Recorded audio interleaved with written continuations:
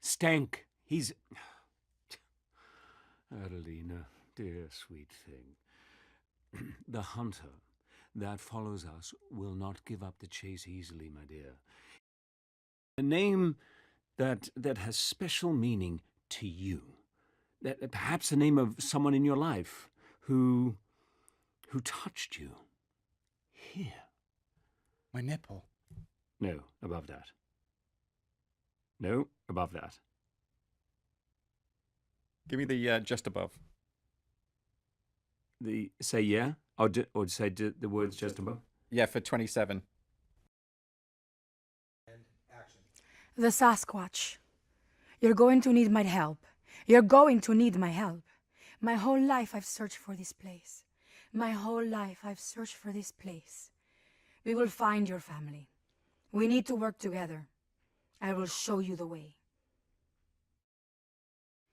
Vivo por la aventura. Quiero ir contigo. Quiero ir contigo. La familia es todo. Somos una familia. Ay, Dios mío. Hola, abuelita Gamu. Abuelita, ayúdenme. Auxilio. Ayuda. ¿Indefensa? ¿Yo? Vamos a ayudarles. Basta, o sea. Can I get the very first line? Because I didn't have the level for. I'm sorry, sure. Yeah. And action. The Sasquatch. You're going to need my help. My whole life I've searched for this place. We will find your family. We need to work together. I will show you the way. Follow me. I can't believe I did that one.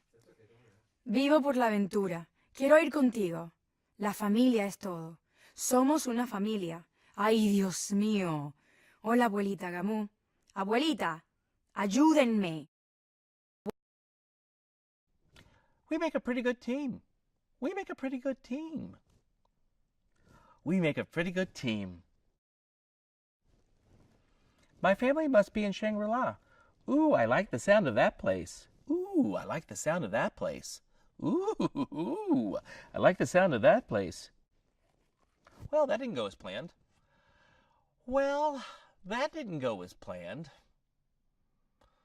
Well, that could have gone off a little better. Well, that didn't go as planned. What in the world? What in the world? She's fun. She's fun, isn't she? She's fun. Who's he calling a monster? Who's he calling a monster? Yeah? A monster. I'm not a monster. Monster. I'm not a monster. Yep. My family must be in Shangri-La. My family must be in Shangri-La. The deepest oceans. And climb the highest mountains. Whew. That was close. Sorry. Am I, are we, is it after the fact? We've already seen it? No, this is what you'd be telling him. Okay. I've solved the mystery. Okay, I gotcha. Yeah. That's the place where I belong. That's the place where I belong. That's the place where I belong. Yeah? One of the things that that we've always tried to do here at LAIKA is to tell different kinds of stories in different genres. I'm really excited about telling different kinds of stories, diving into different kinds of themes, bringing different visual aesthetics to the screen. I don't want to repeat ourselves thematically, visually. And so the thing with Missing Link is that it felt like a very different kind of story, the kind of thing that we hadn't done before. And that's one of the things that gets all of us in this company excited.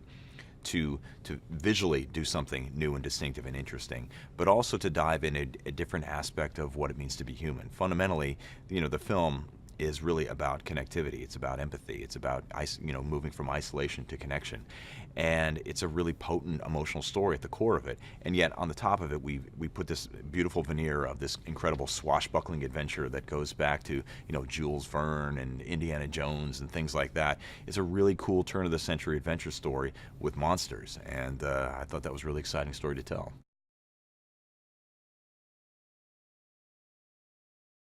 Missing Link is by far our most ambitious film. It's a essentially a travelogue that goes across the world. We start in all these different kinds of locations, which when you're essentially shooting these movies in what amounts to a big warehouse, to make it look like you're gallivanting all across the natural world can be challenging. A lot of times stop motion tends to look like it's shot on a tabletop because it effectively is.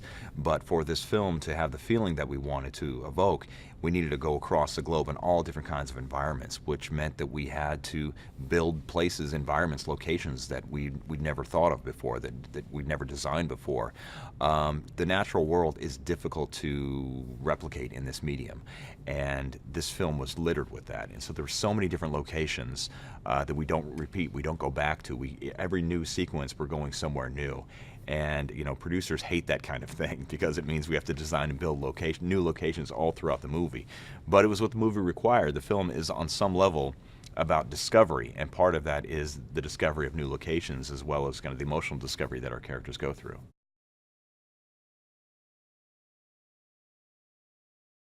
There's the old saw that directing is 90% casting, and I think in this case that's certainly true. We were spoiled for choice here in this film with our leads. We've got Hugh Jackman playing Sir Lionel Frost.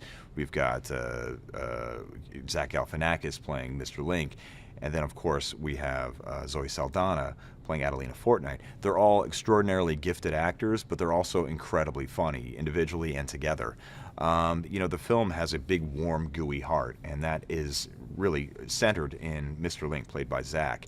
And he's just so naturally funny. You get him in the recording studio, and he'll read what's there, but he's always riffing. He will not give you the same line reading twice, which is really exciting for a director and a producer as you're trying to craft the performances in the film. Oftentimes, you're in the recording studio, years before you're actually shooting anything, and it gives you when you have an actor like that can ad-lib, that can bring so much invention and their own creativity to the performance, it gives you a lot of different choices for making the character really fully come alive, through the voice, but then that inspires the animators to give the character that much more vitality when they're bringing them to life with their hands.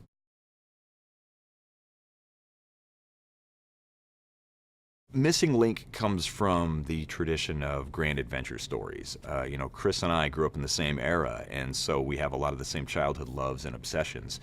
Indiana Jones being, one of the foremost ones. It's that it really is a perfect film, and this film is meant to be evocative of that kind of story. It's a globe-trotting swashbuckler, and those films always had a ton of fun, great visual invention, and great adventure, action set pieces, but also had something pretty potent emotionally at the core, and that was something that we wanted to tap into, those great action adventure stories of our youth and childhood, and bring it to a new era with our own unique LAIKA spin.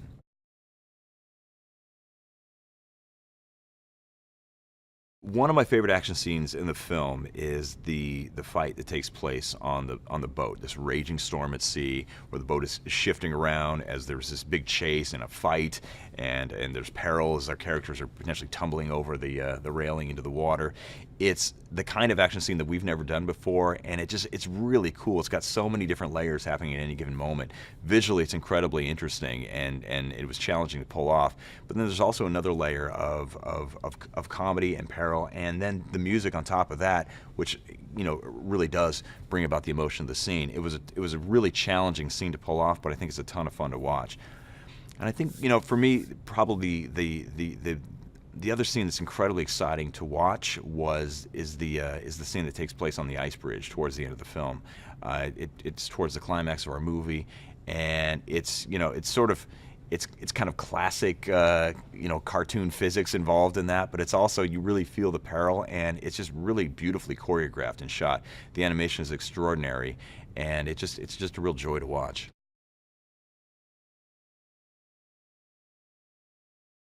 With every film, we try to do something with the production design that feels like it's woven from the thread and the fabric of the themes and the intent of the movie.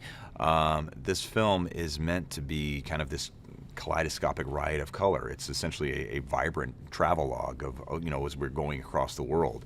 It has a real warmth at the center of it, and we wanted that to be reflected in the palette.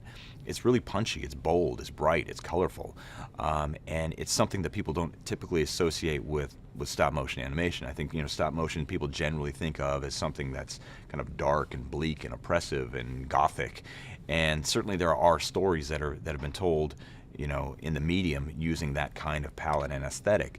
But this film was a different kind of a movie, and it was a much more bright, colorful, fun adventure story, and it felt like it called for that kind of design, that kind of color palette, and so it just naturally came about because of the overall themes and the emphasis of the movie, and it just kind of just sprouted from that.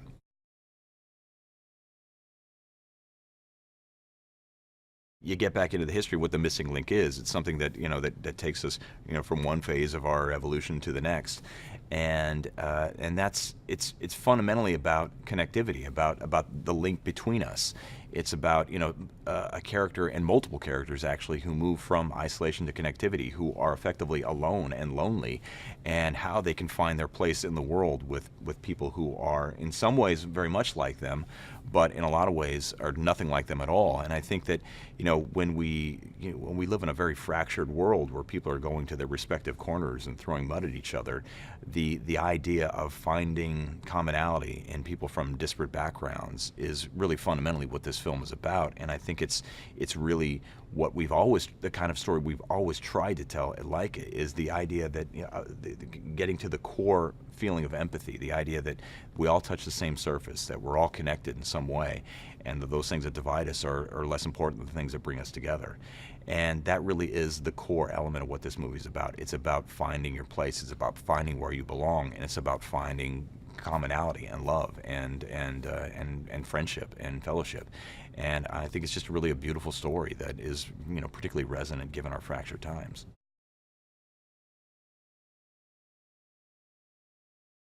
When I think about how stop motion has evolved over, you know, the last century, it's pretty remarkable to see the quick, how rapidly it's advanced in the last 10, 15 years. Essentially, with what we've tried to do at LAIKA, which is to take, you know, the foundation of this style of filmmaking, which is craft-based. It's about artists using their hands to bring something to life, and blending that with technologies. That was something that wasn't really an emphasis in the medium before, and it's something that we've tried to blend together, that we've created this meld of these things.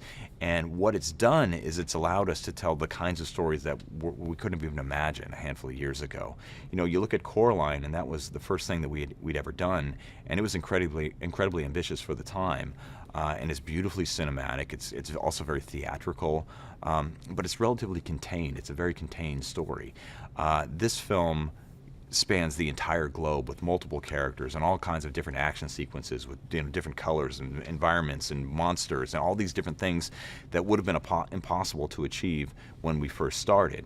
And because every film that we do stands on the shoulders of the ones that precede it, we grow in our technology and our creative capacity and our artistic ability with every successive film, which means a film like Missing Link, which would have been impossible to even contemplate a handful of years ago, is now something that we can pull off with some aplomb.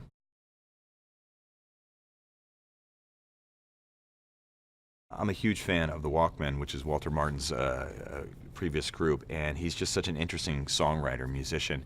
We were trying to find a song that fit the thematic of the main themes of the movie. And so, you know, you start going through your own record catalog and trying to find just the right song. And in the end, we decided that we'd have to craft something specifically for the movie. And Walter wrote us this very beautiful song that's really about, you know, the main themes of the movie, about fellowship, about friendship, about, you know, loving relationships between people. And it's also incredibly catchy. It's a ton of fun. It's you know, it just gets kind of stuck in you. And it also feels like it's woven from the overall threads of the film, which it does not feel like it's a pop song that we kludged onto the movie. It feels like this song could have been written and performed in the era that the film was set, which was incredibly important, that it all feels like it's part of the same overall approach. And it's just a beautiful and really fun song.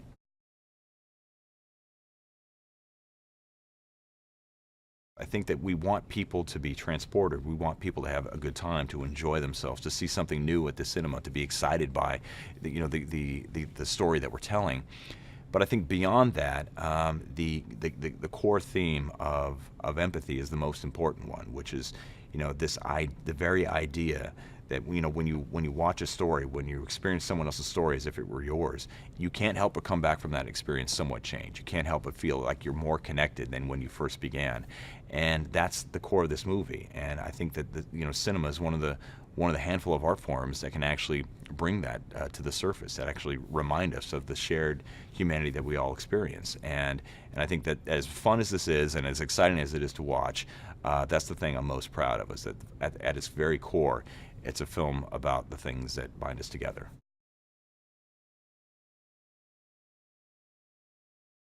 Comedy is extraordinarily hard to pull off, and it is so completely subjective. I mean, something that I find funny might not be something that anyone else finds funny. But I think that, it starts first and foremost with the characters and with the writing. And Chris Butler is an extraordinary writer. He's a naturally very funny, witty, clever guy. And so I think the humor in this movie works on a number of different levels. It's very clever. There's some really interesting wordplay, and the repartee between the characters feels sort of like a madcap comedy. And there's also a lot of physical humor, and I think that's why we try to work these things in layers, so that for the kids who are maybe not going to get the verbal sophistication of some of the jokes, that there is some really nice, fun visual and physical comedy that the characters are involved in.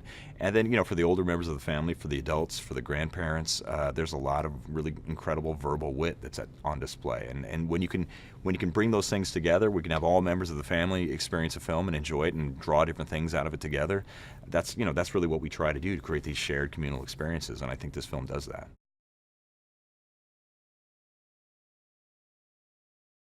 We were trying to find an actor who could bring to life Mr. Link in a way that maybe you wouldn't expect. I think he is an unexpected choice. You see this big hulking mass of fur, and you don't necessarily think that the voice that's going to come out of that monster is going to be this sweet, warm voice that Zach just naturally has. And he's just so quirky and unusual, and he's got a very strange way of looking at things and bringing those observations to life in a way that maybe was really unexpected. His choices are always things you wouldn't predict. You lay these things out, and you have certain expectations of how these things are going to be performed.